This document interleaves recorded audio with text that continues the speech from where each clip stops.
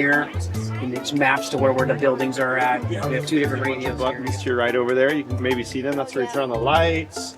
Yeah. Check your blood pressure. This little thing, it squeezes your arm tight. Hi, my name is Justin Fleming, Division Chief with the Huntington Beach Fire Department. Today we're here at Surf City Nights.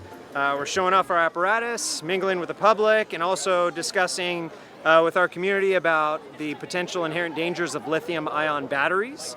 Lithium-ion batteries are great. They're found in a lot of different things, RC cars, e-bikes, hoverboards, all types of things. However, they do have a potential and inherent danger when they're charging of overloading and catching on fire. So for example, this is a lithium-ion battery here. Pretty common, probably charges RC cars or other different types of household items, maybe even cameras. So an important thing to note, right, is again, if you're going to charge this, make sure you charge it, you monitor it, you have it in an open area, preferably outside. If it comes with a case in order to charge it in, make sure that you use it. And also too, if it has any sign of damage, you don't want to be charging it. If you notice it's really, really hot when you're using it, you don't want to charge it. Just dispose of it correctly and go get a new one. Hi, Fire Marshal Van Mullen. My name's Ted. Hi, Ted. I just bought this, and if you can give me some pointers on how to charge it up without catching my house on fire, that would be great.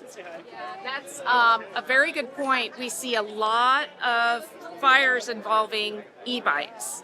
So there's a lot of, in fact, I have a flyer that I will give you, but there's a lot of really good points.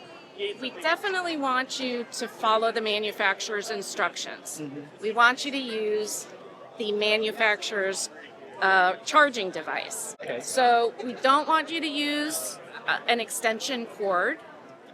So just plug it directly into a wall socket. Okay. We do want you to unplug it after it's charged. Okay. A lot of batteries do, when they're staying charged, they will overcharge and heat up, and then it'll start the fire.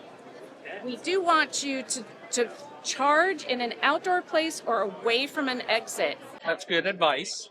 And then the last thing is when the battery is no longer usable, you'll want to bring that down to the household hazardous waste. Because these batteries put into a trash container can cause the trash to go on fire. And we've had a few trash fires in the trash trucks and in the garbage cans. So thank you, Ted. I really appreciate you coming and asking questions. Thank you. It's a pleasure to meet you. Pleasure to meet you. You have a great day. Appreciate this.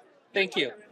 Hey everybody, my name is Zachariah. I'm here on behalf of State Senator Tony Strickland, the proud representative in the California State Senate for the city of Huntington Beach. What an honor it is to be here to recognize the Huntington Beach Fire Department at Surf City Nights tonight. And with me I have just a token of our appreciation for the fire department that encompasses so much of the public services that are afforded to the residents here. So on the Senator's behalf, I just want to go and present this to you and for all that you do in your community. Thank you very much. I appreciate it. Yes. Thank you.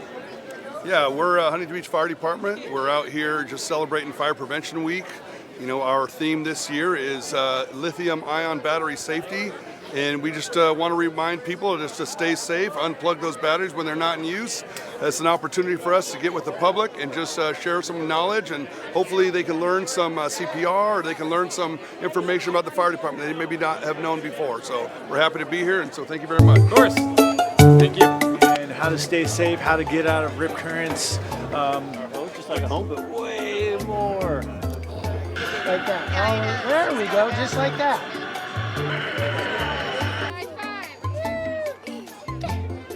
Learning about our wonderful first responders.